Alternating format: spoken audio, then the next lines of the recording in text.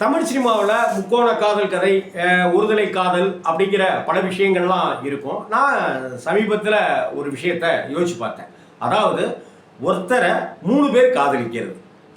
இப்படியான ஒரு கான்செப்ட் தமிழ் சினிமாவில் எனக்கு மிகவும் பாதிப்பை ஏற்படுத்திய படத்தை சொல்கிறேன். முதல்ல உதயம் புரொடக்ஷன்ஸ், இதயம் பேசுகிறது மணியன் அவர்கள் இலவு காத்த கிளி அப்படின்னு ஒரு படத்தை தயாரித்தார். அந்த படத்துக்கு பாலச்சந்தர் சார் டைரக்ட் பண்ணார். சிவகுமார் ஹீரோவாக நடித்தார். கமலஹாசன் வில்லனாக நடிச்சிருப்பார். ஸ்ரீவித்யா, ஜெயசித்ரா, சுபான்னு ஒரு கேரக்டர் அப்படின்லாம் நடித்த அந்த படம் மிகப்பெரிய தாக்கத்தை ஏற்படுத்துச்சு அப்படிங்கிறது நமக்கு தெரியும். அந்த சொல்லத்தான் நினைக்கிறேன் திரைப்படத்தில் சிவகுமாருடைய வீட்டில் குடியிருப்பவர்களாக எஸ்வி சுப்பையாவுடைய குடும்பம் வரும். அந்த எஸ்வி சுப்பையாவுடைய 3 பெண்கள், ஸ்ரீவித்யா, ஜெயசித்ரா, சுபா அப்படிங்கிற கதாபாத்திரம்.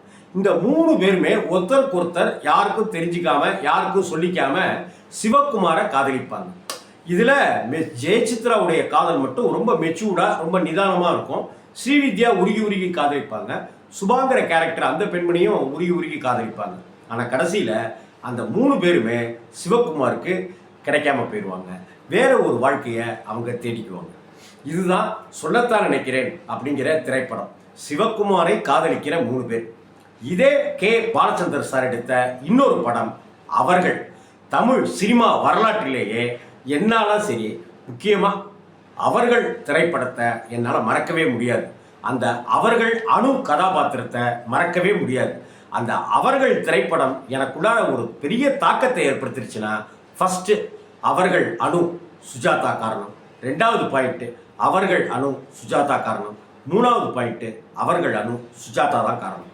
இப்பவும் அங்கே சிவகுமாரை காதலிக்கிற 3 பேர், இங்கே சுஜாதாவை சுற்றி வருகிற 3 பேர் அப்படின்னு அந்த கதை அமைக்கப்பட்டிருக்கும். இந்த படத்தில் சுஜாதா ரவிக்குமார் அப்படின்னு இன்னைக்கெல்லாம் டிவி சீரியலில் நடிச்சிட்டு இருக்காரு இல்லையா, பகலில் ஒரு இரவுலலாம் வருவார் இல்லையா, அந்த ரவிக்குமாருக்கு இதுதான் முதல் படம். பாலச்சந்தருடைய அவர்கள் திரைப்படம் தான் முதல் படம். அவர் பரணி அப்படிங்கிற கதாபாத்திரத்தில் நடிச்சிருப்பார். அந்த ரவிக்குமாரை சுஜாதா காதலிப்பார். ஆனால் காதல் தள்ளி போய்கிட்டே இருக்கும். கல்யாணத்தை நோக்கி போகலாம்னு நினச்சிட்டு இருக்கும்போது ஏதேதோ ஒரு முட்டுக்கட்டைகள் வரும். இந்த சமயத்தில் அவங்க வெளி மாநிலத்துக்கு சுஜாதா போயிடுவாங்க. அப்போ அங்கே ரஜினியை சந்திப்பாங்க. ரஜினி அவங்க அப்பாவுக்கு அறிமுகமாவார்.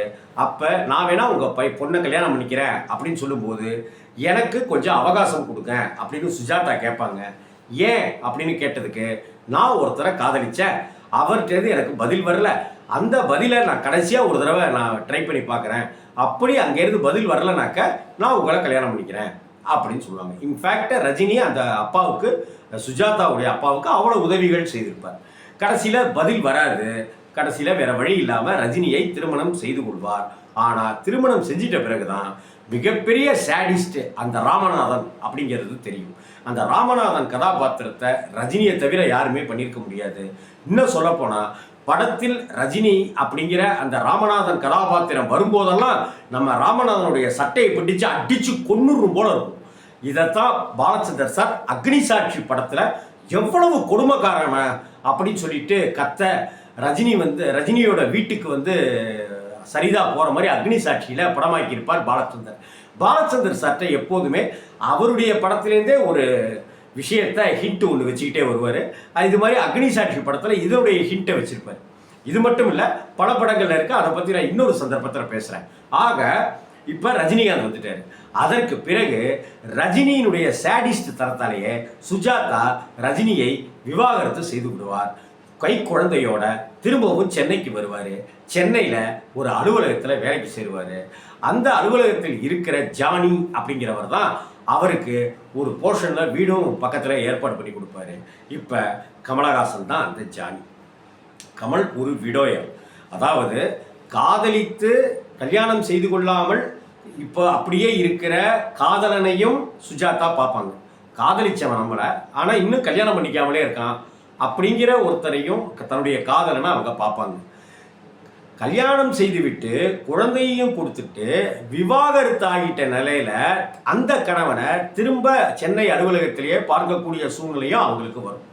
இதுக்கு நடுவில் எந்த எதிர்பார்ப்புமே இல்லாம வெள்ளந்தியாக அன்பு ஒழுக பாசம் தரக்கூடிய கமலஹாசனுடைய கதாபாத்திரமா அவங்களுக்குள்ளார வரும். இந்த 3 பேர்ல யாரை தேர்ந்தெடுப்பது அப்படின்னே தெரியாம தவிக்கும் போது கடைசியில சுஜாதா என்ன முடிவு எடுக்கிறாங்கன்றது தான் இந்த படத்தோட கிளைமாக்ஸ். ஆக சிவகுமாரை காதலிக்கிற 3 பேராக சொல்லத்தான் நினைக்கிறேன்னு, சுஜாதாவை சுற்றி வருகிற 3 ஆண்களாக அது அவர்கள் திரைப்படம் வந்துச்சு. ரைட். அப்படியே பாலச்சந்தர் கிட்ட இருந்து ஒரு பெரிய ஜம்ப் அடிச்சு பாக்யராஜ் சார் கிட்ட போனா இன்று போய் நாளை வா அப்படிங்கிற திரைப்படம். 3 நண்பர்களும் தன்னுடைய அந்த டீனேஜ் பருவத்துக்கு தகுந்தது போல லவ் பண்றது, பொண்ணுங்களை டாவடிக்கிறது, சைட் அடிக்கிறது அப்படின்னே இருக்காங்க. பாக்யராஜுடைய எய்த்த வீட்டுக்கு ஒரு குடும்பம் வருது. அங்கதான் ராதியா வராங்க. அப்ப அவங்க ராதியாவை டாவடிக்கலாம் அப்படின்னு சொல்லி முடிவெடுக்கும் போது பணக்காரரா இருக்கிற அந்த பழனிசாமி அப்படிங்கிற நடிகர், அதாவது பாக்யராஜருடைய நண்பர், பாக்யராஜருடைய மேனேஜர், அவர் ஆசைப்பட எந்த ஓட்ட சைக்கிள் ஒரு தெருவிட்ட வரும்போதே ஓட்ட சைக்கிள் சத்தம் கேட்குற அளவுக்கு ஏழ்மை நிலையில இருக்கிற தங்கச்சியெல்லாம் இருக்கிற அந்த ராம்லி அந்த கதாபாத்திரம், எதிர்த்த வீட்டிலே இருக்கிறோம், அதை வச்சுக்கிட்டே நம்ம எப்படியாவது டாப் அடிச்சிடலாம், வேலைக்கு வெட்டிக்கலாம் நம்ம போகல, இருந்தாலும் டாப் அடிக்கலாம் அப்படின்னு இருக்கிற பாக்யராஜுங்கிற கேரக்டர். பாக்யராஜுக்கு பேர் இதில் பழிச்சார். இப்படிப்பட்ட ஒரு சூழ்நிலையில 3 நண்பர்கள் ராதியாவை காதலிக்கிறதும் ராதியா யாரை காதலிக்கிறாருங்கிறதுமான படம் தான் இன்று போய் நாளை வாங்குற ஒரு ஃபுல் அண்ட் ஃபுல் காமெடி படம். இதுல இந்த 3 பேரும் ராதியாவிடம் அன்பை பெறுவதற்காக அந்த வீட்டுக்குள்ளார நுழைவாங்க. ராம்லி அந்த பைல்வான் கல்லாப்பட்டி சிங்காரத்தின் மூலமா அந்த வீட்டுக்குள்ளார நுழைவாரு. ராதியாவுடைய அப்பா அவர் ஹிந்தி வாத்தியார், அதனால ஹிந்தி கற்றுக்கிறதுக்காக பழனிசாமி அந்த கேரக்டர் போகணும். பாக்யராஜ் அவங்க அம்மா மூலமாக காந்திமதி அம்மா, ராதியாவுடைய அம்மா காந்திமதி மூலமா அந்த குடும்பத்துக்குள்ளார போயிட்டு வர அளவுக்கு நெருக்கமாவார். இந்த 3 பேரும் ராதியாவை இம்ப்ரெஸ் பண்ணுறது, ராதியாவை லவ் பண்ணுறது, ராதியாவை வச்சுக்கிட்டு கனவு காண்றது, இதுதான் இந்த படமாக இருக்கும். கடைசியில் அவங்க யாரை லவ் பண்ணுறாங்க அப்படிங்கிறதோட தான் இன்று போய் நாளை வா கிளைமாக்ஸ் இருக்கும். ஒரு பையனை காதலிக்கிற 3 பேர்னு சொல்லத்தான் நினைக்கிறேன். ஒரு பெண்ணை சுற்றி இருக்கிற காதலன், கணவன், ஒரு வெல்விஷர் அப்படின்னு இருக்கிற கதாபாத்திரம், 3 நண்பர்கள் சேர்ந்து ஒரு பெண்ணை காதலிக்கிறதுன்ற இந்த சப்ஜெக்ட், இந்த விஷயம் வேறு படத்தில் இருந்தாலும் நீங்கள் கமெண்ட்டில் சொல்லலாம். இந்த 3 படங்கள் உங்களுக்கு எந்த விதமான தாக்கத்தை ஏற்படுத்துச்சு அப்படிங்கிறதையும் நீங்கள் தாராளமாக சொல்லலாம். என் குருநாதர் எழுத்து சித்தர் பாலகுமார சாலை வணங்கிவிட்டு உங்களிடமிருந்து விடைபெறுகிறேன். வணக்கம்.